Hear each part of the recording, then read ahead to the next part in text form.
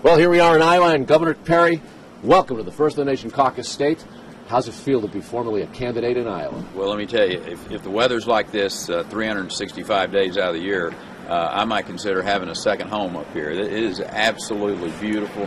Flying in, the green was just, it looked like the Emerald City you were going into, all of those cornfields, and crops are good. The Iowa farmers obviously got a big smile on their face, and we're headed to the state fair with the ag commissioner from up here, Bill Narthy, today, and just left a good hearty breakfast with Governor Branstad. So the hospitality is awesome. You talk about green, you're growing those grassroots already. What do you want caucus voters to know about you as a candidate for president? Yeah, well, the issue in this campaign is going to be about jobs, and we're working, getting America working again. I mean, that's the story, getting America working again. And this president and his regulations in particular, today we're calling for a moratorium on all new federal regulations. My message is, Mr. President, set the people free. Set the people free to get back to work. Set the people free from these regulations. And that's the story, is getting America working again. I mean, that's the way we're going to deal with the debt. That's the way we're going to deal with being able to have a strong military. If you don't have the resources coming in where the private sector job creators are creating wealth, then your economy is going to go in the toilet, which is exactly what has happened in America over the last 3 years with this monstrous debt. All of the candidates talk about fixing the jobs problem, righting the economy, ousting President Obama from the campaign. One of your rivals, Mitt Romney, says that's in his wheelhouse. So what do you want folks in Iowa to understand about the differences between the two of you, Mitt Romney and Rick Perry? Right. Well, I just say look at the record. Look at the record of Massachusetts while he was the governor there, and look at the record of Texas while I've been the governor there. We created more jobs than any other state in the nation. From June of 2009 until present, 40% of all the jobs in America.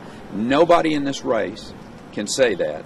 We've done it. I mean, it's easy to get up and talk accolades and I'm going to do this or I'm going to do that, but we've done it in the state of Texas. We kept our taxes low. We have a regulatory climate that is fair and predictable, a legal system that doesn't allow for oversuing. We passed the most sweeping tort reform. Matter of fact, we passed loser pays in Texas this last session.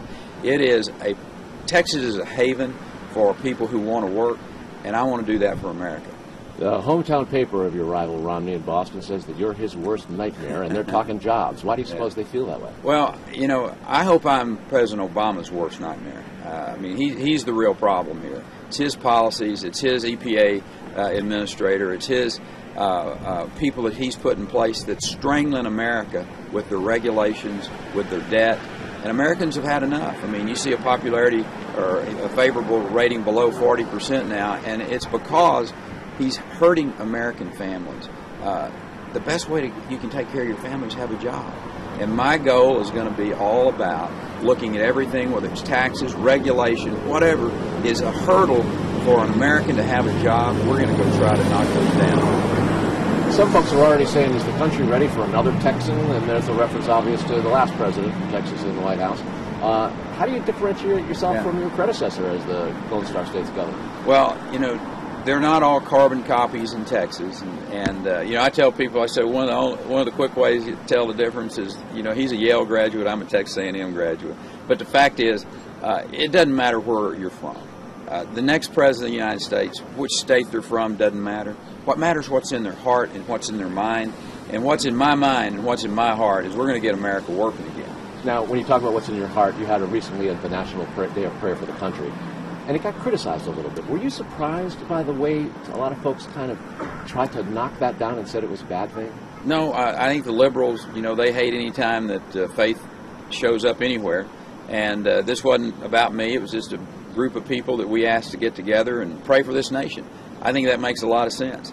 And, you know, ended up, it wasn't just me and a few people. Over 30,000 folks showed up and just prayed for America. And I hope people all over this country will pray for America, because Lord knows we need it. As part of sort of social and cultural conservatism, one of your colleagues as a governor, Mitch Daniels, recently said that there ought to be a truce on that sort of thing. I don't frankly see you calling a truce. What do you think of the idea that social issues should be subordinated to concentrate on jobs? I think it's really important that your fiscal conservatives, your social conservatives, and your traditional Republicans all come together, because the our goal is to replace this president. Our goal is to have an individual sitting in the White House that really gets it about getting America back to work. And if the social conservatives, if the fiscal conservatives, your traditional Republicans work together and not be fragmented over a few issues that they may not agree on, but find that most powerful individual that's got a track record for creating jobs and turn that individual loose, and we'll win the White House back in 2012. Question about your term as governor. And this is a kind of a curveball. What was your toughest, hardest decision? What was the thing that for you was the most struggle to do as governor so far as Texas governor? Well, I think dealing with transportation infrastructure, we laid out a big plan that to really, a lot of congestion, people moving to Texas in record numbers, and trying to figure out how to deal with that. But you had to abandon it, right? Well, no, we actually continued to build roads there. But what I learned was that I needed to spend more time listening, and I did. And the folks spoke, and we backed up, but we also found ways to help our congestion in Texas. So, listening to the people is really important. And that's the reason we're in Iowa. We're going to be here a lot. We're going to listen to these folks from Iowa, whether they're farmers or whether they're small businessmen and women.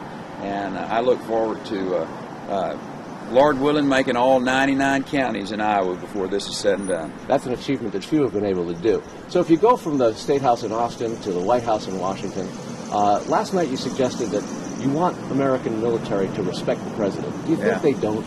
Well, I think there's a real problem with this president not having any background with the military, not understanding the culture of the military. As a pilot in the United States Air Force and being the commander-in-chief of some 20-plus thousand National Guard troops in Texas, and we have them deployed to Iraq and Afghanistan and other hot spots in the world on a regular basis, I think this president does not understand the military family. I don't think he understands the sacrifices that our men and women are going through, and I think the men and women in uniform would truly like to have a president that's worn the uniform, that's a veteran. As you go to Washington to lead not only the country but Republicans, folks are complaining about gridlock, and some blame Republicans too. What would you like to see Republicans do more or less of in D.C.? And I know how you feel about Washington, so have at it. Yeah. Well, we just got to quit spending the amount of money that we're spending. I mean, everybody's got their favorite programs. I get that, but we're going to stop spending. We're going to do it two ways. One is I will travel across this country to help pass a balanced budget amendment to the United States Constitution. That is an absolute must. And until we get that done, I'm not going to be bashful about taking a veto pen out of my pocket and vetoing spending. And that's, sorry if that makes anybody mad. I'm not going to Washington, D.C. To be most popular. I'm going to Washington, D.C. to try to save this country from this monumental debt that is going to kill our kids' future. Part of it is always a popularity contest in presidential politics to some extent, for better or worse. Tell me a little bit about Michelle Bachmann. What do you think? I think she is a ball of fire, for one thing.